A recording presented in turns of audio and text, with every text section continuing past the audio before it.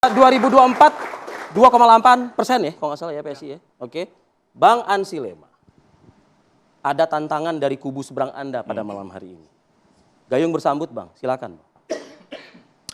Dalam demokrasi sah-sah saja, lumrah bahwa partai politik itu saling berkompetisi untuk memenangkan hati rakyat. Ya.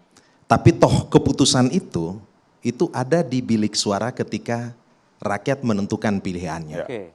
Jadi PDI Perjuangan pada prinsipnya menghormati betul seluruh strategi dari masing-masing partai politik. Tentu partai politik ingin menang dalam pemilu, ingin mendapatkan banyak dukungan publik. Itu adalah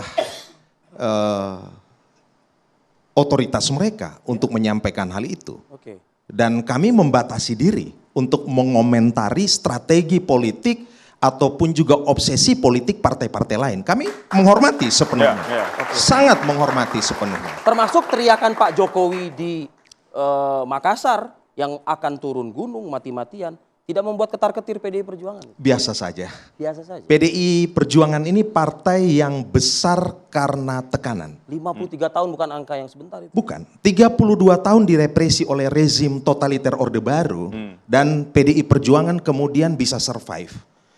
Dan saya ingin menegaskan bahwa hari-hari ini fokus PDI Perjuangan belum pada kontestasi 2020. elektoral, belum. Menurut kami masih terlalu dini. Hari-hari ini kalau dihitung Presiden Prabowo Subianto dan seluruh kabinetnya itu baru dilantik 20 Oktober 2024, usianya berarti baru 1 tahun 4 bulan. Dalam politik itu sederhananya ini ada adik-adik mahasiswa di sini. Dua hal, how to get power itu fase eleksi, fase kontestasi, dan setelah itu how to use power, how to execute the power, fase bekerja. Fase untuk mendistribusikan keadilan, kesejahteraan buat rakyat.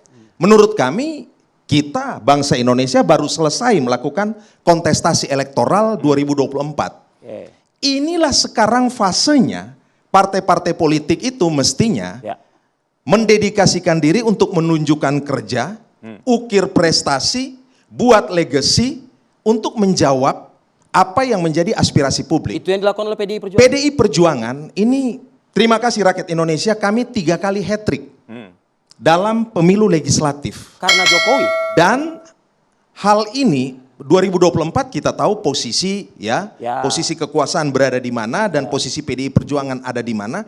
Hari ini kami masih juara, champion 110 kursi di DPR RI. 110 kursi. Masih memimpin ya. Dan menurut kami hari ini fase kami sudah mendapatkan mandat dari rakyat. Dan hari ini rakyat ingin melihat PDI Perjuangan itu bisa kerja, melayani publik untuk menjawab kesulitan-kesulitan rakyat. Untuk menjawab penderitaan rakyat. Soal apa? Harga-harga kebutuhan pokok yang tinggi. Soal pengangguran. Isu-isu kerakyatan. Jadi kalau tanya di PDI, hari ini PDI apa fokusnya? Baik pada kongres di Bali maupun Rakernas beberapa waktu lalu, fokus PDI masih pada bagaimana turun ke lapangan, turun ketemu akar rumput untuk bekerja bagi rakyat. Ini adik-adik mahasiswa kalau kita tanya mereka pasti akan katakan PDI, jangan dulu omong eleksi. Jangan dulu omong pemilu, kalian kerja dulu, betul atau tidak? Karena kami dapat mandat banyak dari rakyat.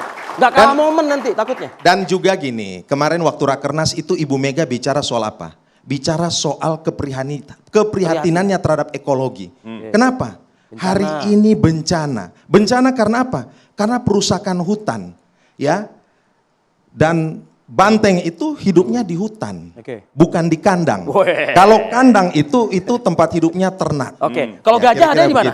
Gajah ada di mana? Ya gajah ada di mana-mana lah kita ada di kandang, ada di ladang, ada di hutan. Kita akan berjaya nanti. Luar biasa Ken. Ini menarik nih Ho, untuk pendengar narasumber yang lain ya. Bisa jeda ya. Saja kembali tetaplah di Dua Sisi. Anda kembali menyaksikan Dua Sisi. Kalau tadi kita lihat Bang Ade, Bang Ansi ini masih adem-adem aja lah. Coba saya pengen dengar suaranya Bang Boni lah. Boleh diambil mic-nya Bang. Bang Boni dulu. Oke. Bang Boni, ini gimana? Kalau tadi Bang Ade bilang ya dari 2 naiklah ke 10 gitu. Nggak usah sampai 33. Kalau tanya saya itu saya nggak pernah bisa jawab pertanyaan yang ya Gimana? atau tidak jawabannya. Nggak bisa yang... Analisis, keluarkan analisisnya Bang. Nah, kan gitu karena kan? saya akademisi kan. Boleh. Jadi pertama mari kita lihat air gua jatuh kan. Oke, abaikan Bang. Pertama kita lihat pernyataan Pak Jokowi, termasuk juga Mas Kaisang sebagai ketum PSI, bahwa Jawa Tengah itu dijadikan kandang gajah, Ya. harus ditafsir dalam 2 hal. Apakah itu dalam konteks memperkuat moral para kader, ataukah itu mau mencerminkan hasil analisis strategi politik partai. Ya. Jadi kita tidak bicara soal perebutannya, bukan. Jadi di sana nanti kita bicara soal permainan narasi, psikologi politik. Oke. Nah itu.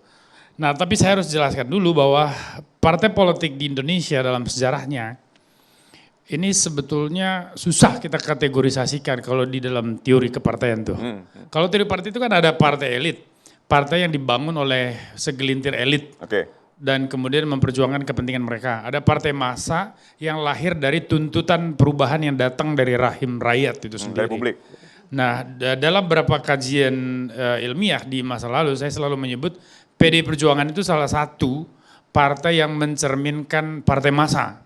Terutama ketika dulu induknya yaitu PNI berjaya di era Orde Lama, itu betul-betul murni partai massa. Lalu kemudian ada partai-partai kemudian yang lahir setelah, terutama setelah Orde Baru, itu sulit sekali kita meletakkan di dalam kategori mana. Ada kategori ketiga yaitu catch all party. Nah partai catch all ini kan dia lintas golongan, lintas kelompok, lintas segmen pemilih. Dan dia menekankan profesionalisasi politik. PSI masuk ke mana? PSI ini lahir dengan TBK, di situ kita udah jelas, kelihatan bahwa ini partai ingin mempromosi profesionalitas di dalam politik, maka masuk dalam kategori catch all party. Oke, yang ketiga. Nah, politik ada kategori yang keempat, namanya kartel party. Oke. Partai kartel ini yang di Indonesia wataknya ada, tetapi secara organisatoris hampir sulit kita temukan, karena esensi dari partai kartel itu kan dia membenarkan ada yang namanya collusive interpenetration antara negara dan partai. Oke. Ya, partai itu kan pada dasarnya jembatan antara masyarakat dengan negara. Dialah yang menyampaikan keluh kesah masyarakat ke dalam sistem politik. Dan sistem politik memproses, lahirlah output berupa undang-undang, kebijakan dan segala macam. Nah kalau partai kartel dia penetrasi ke negara, dalam rangka mengambil sumber daya negara untuk dia bisa hidup. Oke. Negara penetrasi lagi ke partai untuk bisa mengkooptasi masyarakat sipil. Oke, kita sudah mendapatkan poin itu. Nah, sampai di sana. Saya kemudian melihat pembicaraan kita tentang bagaimana partai politik di Indonesia dan bagaimana mereka bisa mendapatkan suara di dalam pemilu. Khususnya PSI dan PDIP. Itu kan harus dilihat dulu bagaimana skema pembangunan partainya. Oke. Bagaimana mekanisme pengorganisasian orang-orang di dalam partai, bagaimana strategi komunikasi politik partai dengan basis pendukung maupun dengan pemilih secara umum. Oke. Nah itu akan menjadi pertanyaan segala macam. Nah saya langsung lompat saja karena saya buat coretan soal ini ya, saking seriusnya. Ini kita kayak seminar jadi malam ini Iya, ya, Bang Boni. karena saking seriusnya ini TV One. Saya sambil Anda mencari mungkin ada pertanyaan begini Bang Boni ya. Ha. Kalau tadi kan saya tertarik dengan 2 dan 3. PDI Iya. Perjuangan Anda mengklasifikasikan di poin 2 tadi ya. Partai Iya. massa, Partai massa. Lalu PSI di partai nomor Ketiga, 3. catch all party. cash all party. Artinya untuk di Indonesia tentu massa masih lebih mendapatkan apa ya? Poin yang ini yang harus utama butuh dong. penjelasan lagi, brother. Oke. Partai massa itu biasanya bertumbuh dan besar ketika masyarakatnya itu didominasi oleh faktor ideologis. Oke. Faktor ideologis dan juga ada kesamaan nasib dalam banyak hal. Misalnya sama-sama merasa sebagai kelompok terpinggirkan, Oke. kelompok yang apa? Kalau bahasanya Ali Syariat itu kan the mustadafin ya. Oke. Nah, kelompok-kelompok yang merasa terlempar dari praksis kekuasaan tuh, dia akan menyatu dalam satu partai. Oke. Nah, maka PD Perjuangan dengan tagline Wong Cilik itu sebetulnya modal besar. Oke. Tinggal bagaimana mengkapitalisasi itu.